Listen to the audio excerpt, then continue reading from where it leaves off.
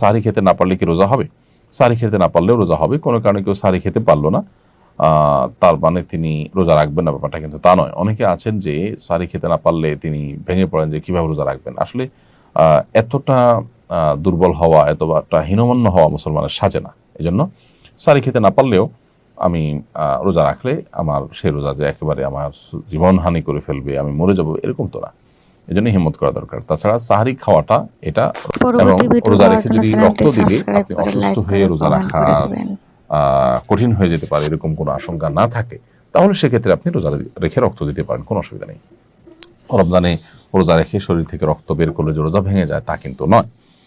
মূলত শরীরে কোনো কিছু প্রবেশ করলে, যেটা আমাদের খাদ্য বা আপনার পানীয়ের কাজ দেয়, যেটা আমাদের শরীরে এনার্জি সৃষ্টি করে, অর্থাৎ ক্ষুধা নিবারণ, পিপাসা নিবারণের কাজ দেয়, সেরকম কিছু যদি শরীরে প্রবেশ করে তাহলে সেটা রোজা ভাঙার কারণ হয়। এখানে তো শরীর থেকে বের হয়েছে।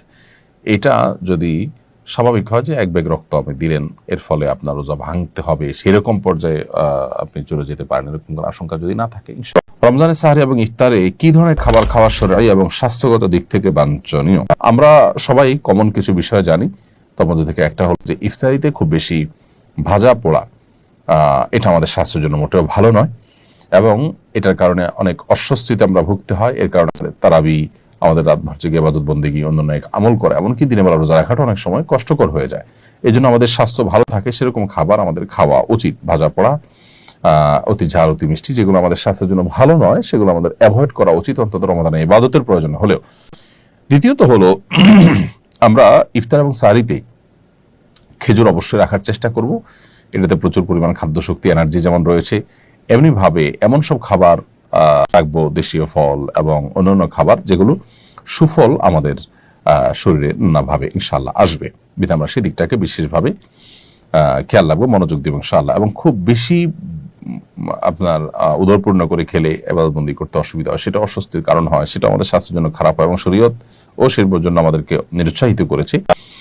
সেজন্য আমরা চেষ্টা করব যে পরবর্তী ভিডিও পাওয়ার জন্য চ্যানেলটা সাবস্ক্রাইব করে লাইক করে শেয়ার করে দিবেন প্লিজ।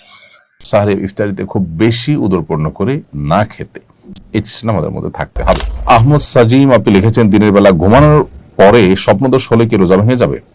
রোজাদার ব্যক্তি দিনের বেলা যদি তিনি ঘুমিয়ে পড়েন এবং দিনের বেলা যদি তার স্বপ্নদোষ হয়, তাহলে এর ফলে তার সিয়াম ভঙ্গ হবে না, তার রোজা ভঙ্গ হবে না, কারণ এটা তার হাতে নয়। তবে ইচ্ছাকৃত বীর্যপাত ঘটালে সেটি অবশ্যই রোজা ভঙ্গের কারণ হবে, স্ত্রী সহবাসকৃত রোজা ভঙ্গের কারণ হবে, সেটা বলাই বাহুল্য। কিন্তু স্বপ্নদোষ হলে যদি বীর্যপাত হয়ও, তার ফলে তার রোজা ভাঙবে না, তবে